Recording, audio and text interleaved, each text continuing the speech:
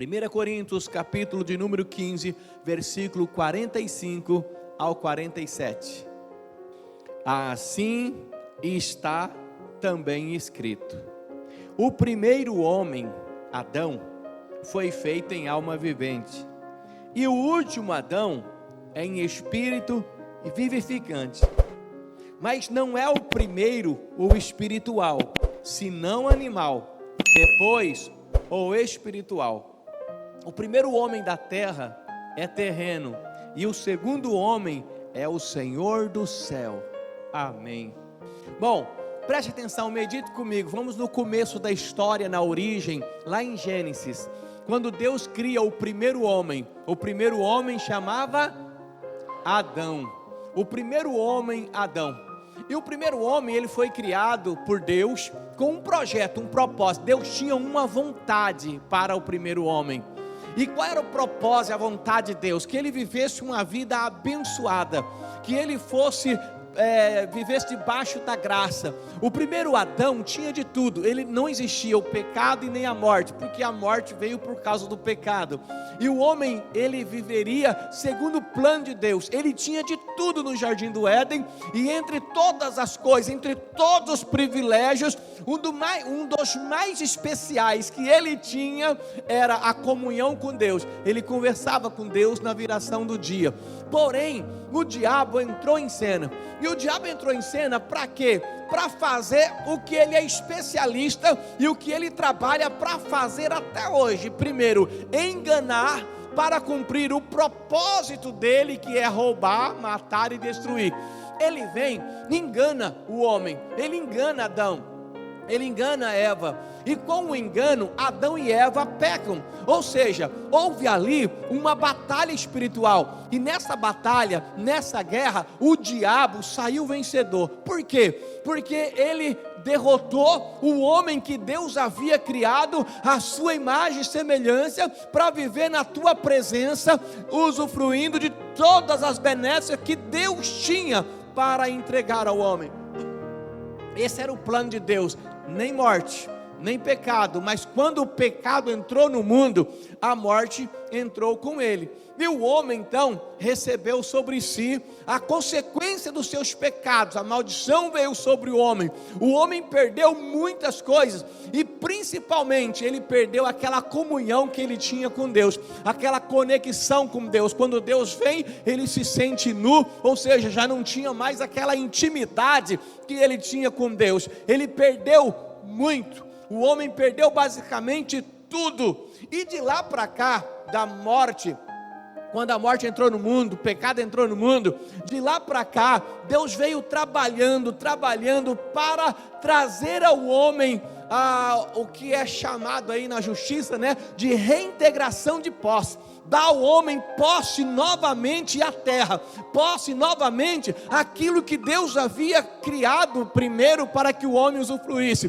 Deus, quando criou o homem, falou assim: você vai dominar sobre tudo. E hoje nós vemos quase tudo dominando o homem. Mas o homem perdeu tudo isso, e Deus queria trazer de volta. E como Deus iria fazer? Ele foi trabalhando ao longo dos anos, e o homem, a qual o diabo derrotou, e precisaria que outro homem, assim como Adão, não poderia ser algo sobrenatural, mas um homem viesse e derrotasse o diabo, para dar ao homem novamente o direito às promessas e às bênçãos de Deus. Por isso, a promessa de Deus já começa lá em Gênesis: olha, da semente da mulher vai levantar aquele que vai esmagar a sua cabeça. Então teria que ser um nascido de mulher para vencer o diabo e trazer de volta o direito do homem, a comunhão com Deus, a vida eterna, a viver sem morte. Porque quando o homem vive hoje em Cristo, não existe morte para ele, existe a morte para o corpo, mas para ele a vida eterna. Mas esse último homem, que a Bíblia chama de o segundo Adão, ele precisaria, para dar legalidade, ele precisaria viver realmente como um homem, passar pelas mesmas necessidades, porém viver em santificação e sem pecado, para que fosse oferecido no lugar de todos os homens da humanidade. Assim como no passado a pessoa pecava, ela precisava levar o seu pecado ao sacerdote, ela precisava fazer um derramamento de sangue. Sem derramamento de sangue nunca houve perdão de pecado. Pegava um animal, escolhia, derramava o sangue e tinha todo um ritual. Hoje não, através do segundo Adão, que é Jesus Cristo, nós vamos ver que nós recuperamos novamente tudo aquilo que Deus tinha projetado para o homem no início. A Bíblia diz que o primeiro Adão, através dele veio a condenação. Você já deve ter lido ou ouvido falar de Romanos 3:23. Lá diz que todos, não tem exceção, todos pecaram e destituídos estão da glória de Deus. Ponto, acabou. Ou seja, todo ser humano é pecado. A criança inocente, quando ela chega na idade da consciência, ela herda o pecado de Adão. Olha só, o homem se torna pecador por o próprio Adão. A pessoa, quando chega na idade da consciência, ela já recebe, mesmo que ela seja uma boa pessoa, ela já está em pecado. Por causa do primeiro Adão, entrou o pecado no mundo. Antes que você pense, mas espera aí, pastor, isso não é injusto? Que culpa tenho eu de Adão ter feito o que fez? Se tem uma coisa que você nunca vai encontrar na Bíblia, em Deus, é injustiça. Deus é justo, justíssimo. Através de um homem só entrou o pecado para todo mundo, mas através de um homem só entrou a salvação para toda a humanidade. O primeiro Adão trouxe o pecado e o segundo Adão trouxe a salvação e a vida eterna. Ou seja, pelo segundo Adão, todo e qualquer homem, sem ter feito nada também, tem direito de entrar na presença de Deus, sem ter feito nada, pela graça e de graça, apenas aceitando o sacrifício, ele pode então ser chamado filho de Deus. Então não há injustiça. Deus é soberano e a sua palavra e a sua obra, ela é completa. Deus é maravilhoso. Bom, precisaria ser nascido de uma mulher. Então Jesus Cristo veio, nasceu de Maria, e ele começou a crescer. O diabo certamente imaginava que nenhum homem nascido de mulher sobreviveria tanto tempo sem mancha, sem pecado, mas foi aí que ele se enganou. Jesus viveu em santidade, diz a palavra de Deus, e ele cresceu em graça e sabedoria até o momento em que era a hora de se posicionar. Jesus vai para o deserto para ser tentado pelo diabo. O diabo percebe que aquele homem era o que a Bíblia falava no Velho Testamento a partir de Gênesis, era a semente da mulher que ia derrotá-lo. Então ele faz de tudo para derrotar Jesus, para que ele pecasse. Quando Jesus vai se preparar, lá no começo dos evangelhos, quando ele vai para o deserto para ser tentado, o diabo tenta de todo jeito pará-lo. Na tentação, o diabo tentou fazer um tipo de acordo com Jesus. Ele falou assim: você me adora como o primeiro Adão adorou, porque pelo pecado, o pecado é a adoração ao diabo. Você me adora como o primeiro Adão adorou, e olha só, mostrou todos os reinos, e todos esses reinos serão seus. Você vai ser rico, é só você virar suas costas para o seu pai, assim como o primeiro Adão virou, e você não precisa passar pela cruz. Mas Jesus Cristo não quis saber, ele se preparou, se fortaleceu no deserto e estava pronto para o embate. Ele então vai para o ringue, e o ringue é a cruz do Calvário. Ali foi travado uma batalha que mudaria a história de todo ser humano, de toda a humanidade. Jesus não precisava provar nada para ninguém, ele não precisava vencer nada. Quem precisava é a humanidade. Tem uma canção do Wagner Roberto que diz assim: era eu quem devia estar lá, Ele está no meu lugar. Era eu quem devia estar lá, porque Jesus foi condenado sem ter pecado algum, mas era para que se cumprisse a palavra de Deus em toda a Escritura, especificamente em Isaías, quando diz que o castigo que nos traz a paz estava sobre ele, e pelas suas pisaduras nós fomos sarados. A cruz de Cristo, ela é um marco importante na história. A história da humanidade, não importa onde, ela tem um marco. Alguém chegou lá e fincou, falou: pá, aqui está o marco, pá, e esse marco se chama cruz. A cruz de Cristo, lá no Gólgota, no lugar chamado Caveira, dividiu a história. É um marco. O calendário é AC e DC, antes de Cristo e depois de Cristo. A história é contada antes de Cristo e depois de Cristo. E quando a cruz foi fincada lá no Gólgota, no lugar chamado Caveira, e Jesus Cristo vence a morte, passa por toda a humilhação, por todo o sofrimento, e quando ele vence a morte, ele dá a mim e a você o direito de também viver a eternidade, de vencer a morte. E lá na cruz do Calvário, Jesus conquista as bênçãos que nós precisamos. A cruz de Cristo nos dá o direito de tomar posse novamente de tudo que Deus tinha planejado antes. A reintegração de posse, ela passa pela cruz de Cristo, pela cruz do Calvário. Então a cruz é algo fantástico. É claro que eu estou falando por cima. Você vai ter aqui mais 9 sextas-feiras, os pregadores vão estar falando algumas coisas, e você vai perceber, tem uma canção que a gente não canta mais. Eu nem sei se chegamos a cantar nessa igreja, não sei, nos 25 anos, mas eu gosto muito dela, porque ela diz assim, ó: tudo que Jesus conquistou na cruz é direito nosso, é nossa herança. Tudo que Jesus conquistou na cruz é direito nosso, é nossa herança. Levanta a mão direita para o céu e declara, diga: tudo o que Jesus conquistou na cruz é direito nosso, é nossa herança. Tudo que Jesus conquistou na cruz é direito meu, é minha herança. Amém, graças a Deus. A partir de agora, eu poderia pregar umas 100, 200, 300 mensagens. A partir de agora, o que Jesus conquistou na cruz. Poderíamos falar da graça, da salvação, do perdão, porque a vida do homem, da humanidade, e a sua também, ela tem um marco. A sua vida tem um marco bem no meio, se chama a cruz de Cristo. Você também vive antes da cruz, quando você não conhecia a palavra de Deus, e depois da cruz.